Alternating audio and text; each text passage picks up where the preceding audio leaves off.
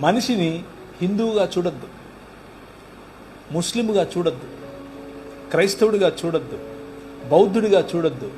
మనిషిని మనిషిగా చూడొద్దు. కష్టమా? చాలా కష్టం. అమ్మో, చాలా ఈజీగా, చాలా కష్టం. మతం తట్టుకోలేదు, బట్టలు చింపేసుకుంటుంది. నిజంగానే. అంటే ప్రభు అయిన యేసుక్రీస్తును చంపింది ఎవరు అంటే మతమే కాదా? ఆమె రాంగ్? పిలాతు చేతులు కడిగేసుకుని నాకెందుకు రా బాబు, లే చంపండి అని అన్నాడు. మతం నిజమైన మనిషిని చూస్తే బట్టలు చింపేసుకుంటుంది. ప్రధాన యాజకుడు అన్నాడు, యూదుల రాజుకు క్రీస్తు. ఏమో నువ్వు అన్నది? అవును, నువ్వు అన్నట్టే. మనుష్య కుమారుడు ఆకాశ మెగారుడై దిగివచ్చుట మీరు చూస్తారు అని అంటే ఇంతకంటే ఎక్కువ సాక్ష్యం కావాలని బట్టలు చింపుకున్నాడు. మతము తట్టుకోలేదు మనిషిని.